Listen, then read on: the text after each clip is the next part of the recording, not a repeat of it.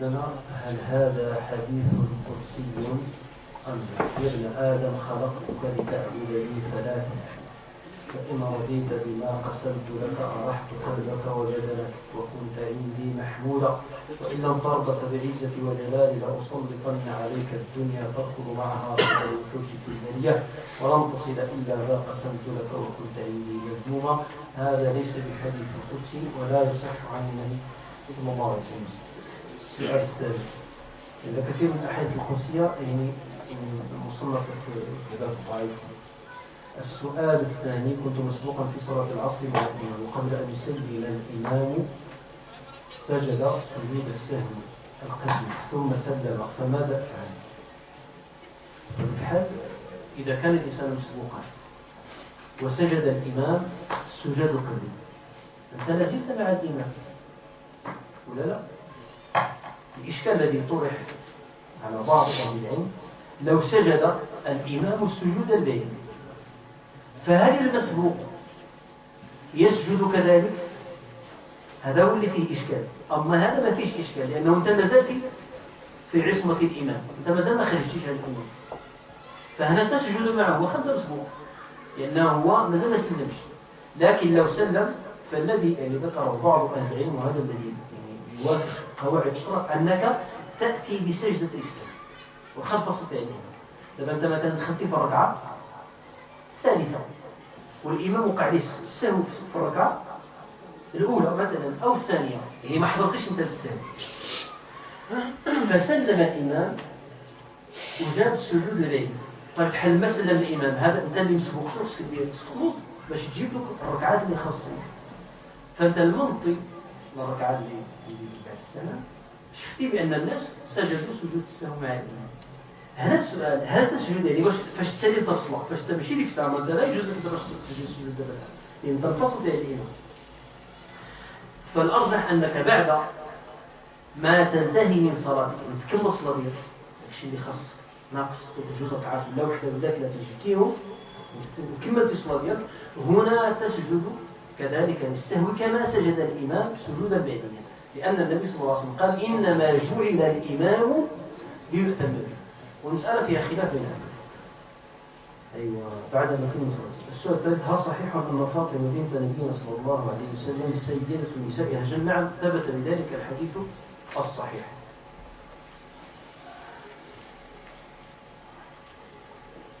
ما حكم من حصل على وظيفة مقابل رشوة؟ هذا الراتب الذي سيأتي من تلك الوظيفة حلال أم حرام؟ إذا كانت هذه الوظيفة يستحقها العبد، هو أهل لهذه الوظيفة، فالإثم يلحق الإنسان من خلال هذا العطاء الذي أعطى. لكن الكسب يقول لكن لو كان الإنسان لا يستحق، هل يدخل مثلا بشهادة مزورة أو دخل واحد العمل خد بدون شهادة، لكن لو لا يستحق ماشي أهل، ما عندوش أهلية ذاك العمل، لكن دخل مثلا بواسطة ولا بشهور، فهنا وجوده في هذا المكان نعم. وهذه المسألة كان أجاب عليه الشيخ ابن تيمية رحمه الله في الذي مثلا يغش عفوا في الامتحان فيأخذ شهادته، شهادة بكالوريا ولا مثلا إجازة ولا دبلوم دراسة العليا ولا حتى دكتوراه، أخذها بالغش ودخل عملا بهذه الشهادة، فما بني على باطل فهو باطل، فيقول كسبه حرام لأنه لا يستحق هذه الوظيفة. والناس بطبيعة لا تفكر في هذه الأمور، كل غير يعطينا من هنا تما أو تما هذا نقضي هنا. لأن الإنسان الذي يقول هذا الكلام لا يعرف ماذا في الآخرة.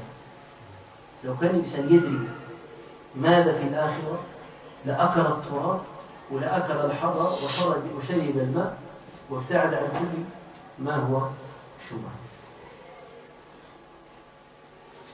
هل ثبت في السنة النبوية نوع السحر الذي أصيب به النبي صلى الله عليه وسلم؟ نعم ثبت، كما تحكي عائشة رضي الله تعالى عنها أن النبي صلى الله عليه وسلم كان يخيل إليه أنه يأتي النساء ولا يأتيهن، هذا الذي يسمى عند العلماء بسحر التخييل. لكن هذا السحر لم يؤثر على تبليغ الرسالة، لم يؤثر في عصمة النبي صلى الله عليه وسلم. يعني مثلا ماشي بحالنا مثلا لو واحد فينا مثلا تسحر نسأل الله السلامة والعافية يبقى يخباق ويدخل في الأضرار ويدير شي أمور اللي النبي صلى الله عليه وسلم عاصمه، ولكن قلنا هذا من باب فقط الاقتداء بالنبي عليه الصلاة والسلام والتأسي، ومن باب الابتلاء للنبي عليه الصلاة والسلام لرفع درجاته وعلو منزلته. السؤال الثاني: هل هناك علاقة بين السحر والوسوسة وكيف نفرق بينهم؟ لا، هو الوسوسة تكون عارضة، والمقصود بذلك أن الوسوسة تأتي من الشيطان بطبيعة الحال، لكن لا تكون من السحر، هذه الوسوسة مشهورة.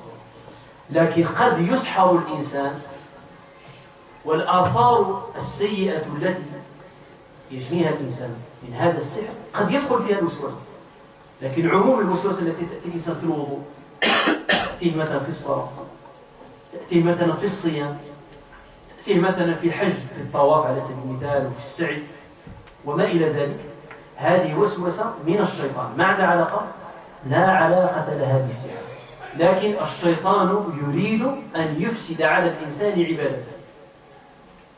لكن السحر اللي هو كيكون تسخير من الإنسان للشيطان، يتقرب الإنسان الشرير الحاسد الحاقد يتقرب بأشياء للشيطان من أجل أن يتلبس هذا الشيطان بهذا الإنسان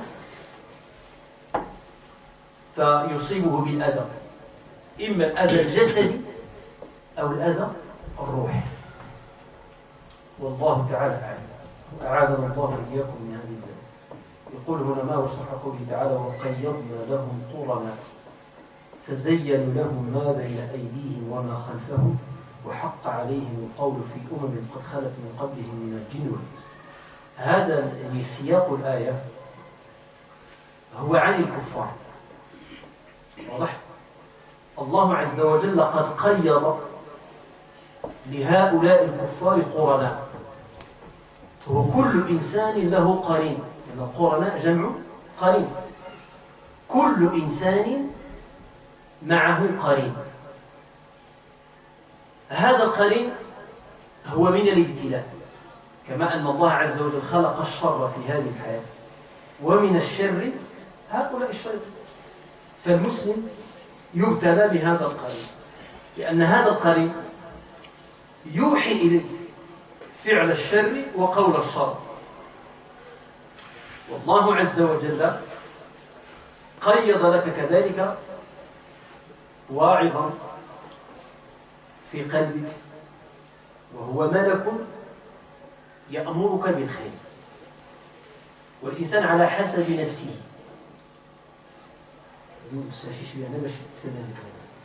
قلب العبد كالأرض، الأرض أنواع وأشكال، هناك أرض طيبة اللي درتي فيها تبارك الله كينجح، وكاين أرض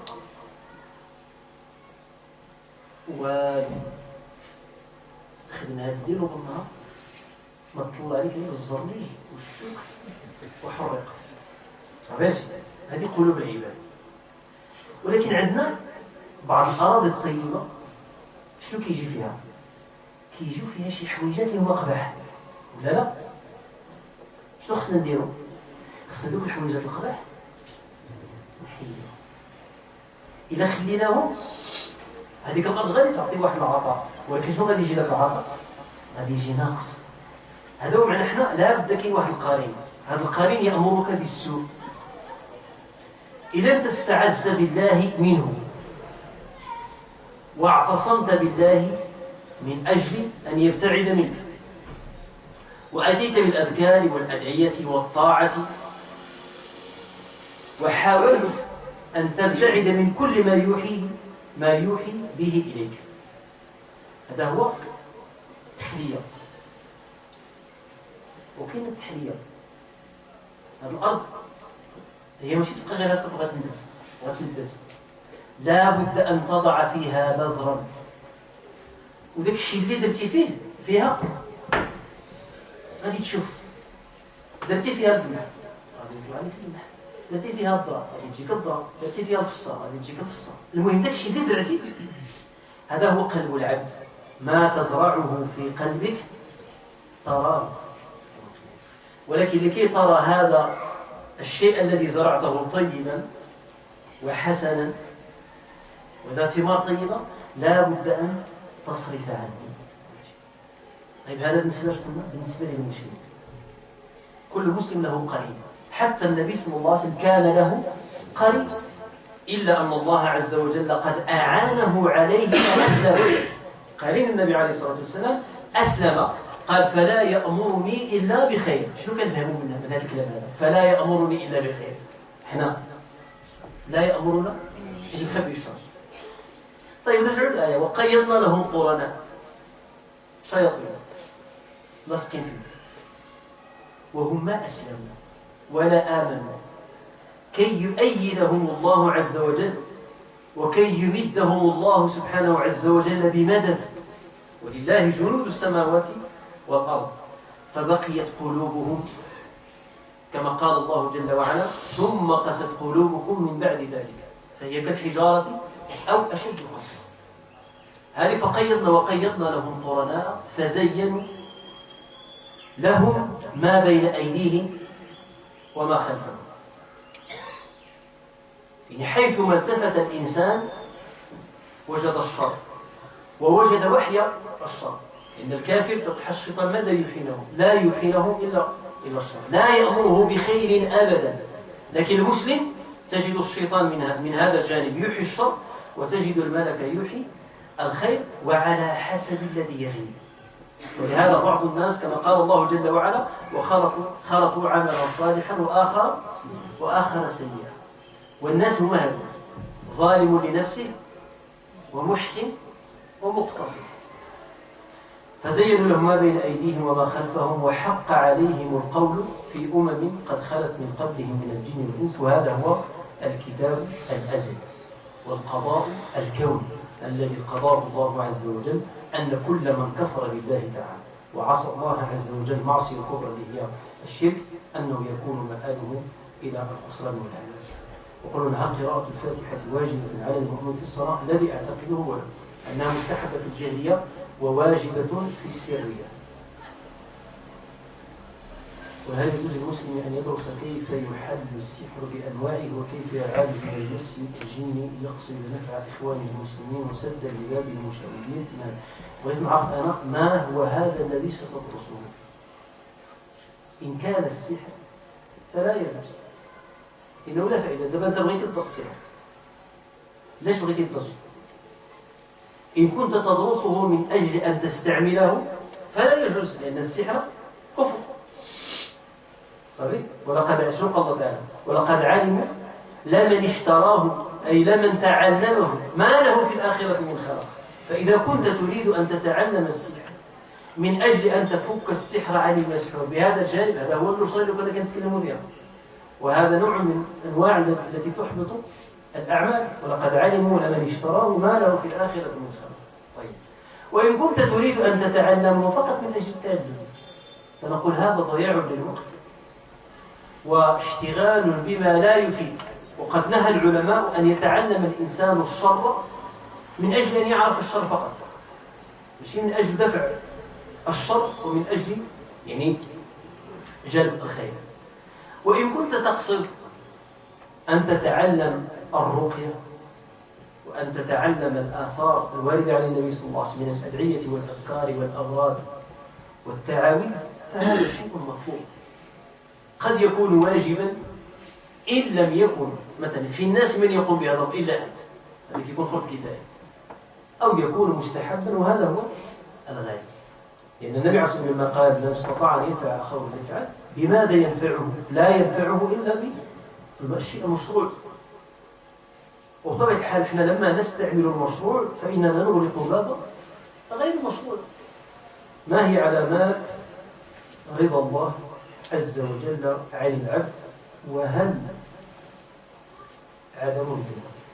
عدم التوفيق للصلاة في جماعة خصوصا صلاة الفجر يعد من الخذلان لا شك. يعني العبد إذا كانت تصحبه معية الله عز وجل، معية الخاصة هي معية التوفيق ومعية التسديد ومعية التأييد ومعية الحفظ والستر، فإنه تراه موفقا لفعل الخير. فإذا رأى الإنسان من نفسه أنه يبتعد عن الطاعة ويقترب من المعصية، هذا نوع من الخذلان، لأن الخذلان هو ضد التوفيق. وكما كنقولش هذا علامة غضب الرب واللعنة والطرد من رحمته، بأن الإنسان ييأس ويقنط من رحمة الله تعالى. لا، إذا رأيت هذا الأمر فهذا ينبغي لك أن تجتهد في الطاعة وأن تقترب من الله جل وعلا، فإن الله تعالى قال: من تقرب إلي شبرا تقربت إليه ذراعا، ومن تقرب إلي ذراعا تقربت إليه باعا، ومن يأتاني يمشي أتيته هرولا، إلى غير ذلك. فالإنسان لا شك أن الطاعة قرب وعلامة رضا إن كانت بالإخلاص وبالاتباع. أما إن كانت بغير إخلاص فليست هي علامة رضا، وإن كانت على غير سنة النبي صلى الله عليه وسلم فهي كذلك ليست علامة رضا. فعلامة رضا الله جل وعلا على العبد هو أن يوفق للإخلاص وأن يوفق لاتباع السنة معا. ومتى رأى الإنسان من نفسه بعدا عن السنة أو بعدا عن الإخلاص فعليه أن يلتجئ إلى الله جل وعلا وأن يسأله وأن يكثر من الاستغفار والتوبة والإنابة، فإن من تاب تاب الله عز وجل، ومن أقبل على الله أقبل الله عليه. إذا أصيب شخص بالسحر ما علي أن أفعل حتى أساعده؟ الذي ينبغي فعله هو أن ترقيه، أن تقرأ عليه،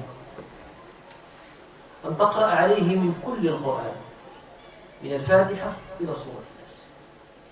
قد تخصص مثلا آيات لها فضل كآية الكرسي أو الفاتحة كما خصصها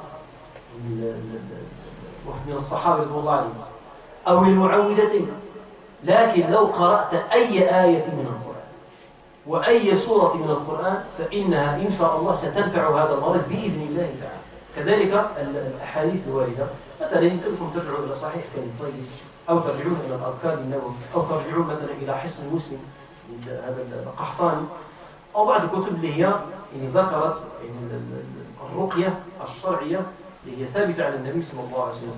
هذا هو الحل الوحيد والأخير، وما يفكر الإنسان في شيء آخر. هل يجوز الذهاب إلى المهرجانات والمواسم؟ ما هي عواقبها؟ بعدها ما هي هذه المهرجانات؟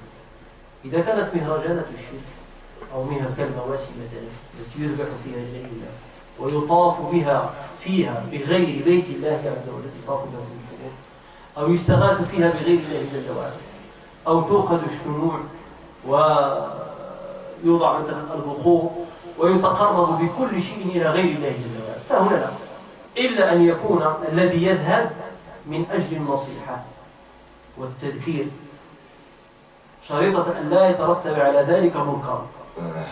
مش هذه تضرب الناس تسب الناس، من أجل أن تنقذ الناس من هذه الضلالات. ادعو إلى سبيل ربك بالحكمة والموعظة الحسنة وجادلهم بالتي أحسن. يعني إنما أنت ناصح واعظ مذكر مبشر آمر بالمعروف، آمر بالمعروف لا آمرا بالمنكر، ونهيا عن المنكر لا نهيا عن المعروف. يعني لابد أن تسلك طريقة النبي عليه الصلاة والسلام في الدعوة إلى الله جل وعلا. إن كان بهذا الأمر فنعم، فهذا مطلوب، بغير هذا فلا. وما هي عواقب حال الإنسان إذا ذهب إلى مكان يعصى فيه الله جل وعلا؟ فإنه لا شك سيلحقه إثم بقدر ما في قلبه. قد يكون هذا الإثم ما يقابل الكفر، وقد يكون إثما يقابل المعصية، فهذه الموازين هي علمها عند الله جل وعلا. فالإنسان دائما يسعى إلى أن يبحث عن مواطن الطاعة وأن يبتعد عن مواطن المعصية. وفقنا الله وإياكم لما يحبه ويرضاه من القول والعمل. وصلى الله وسلم وبارك على نبينا محمد وعلى آله وصحبه وسلم تسليما.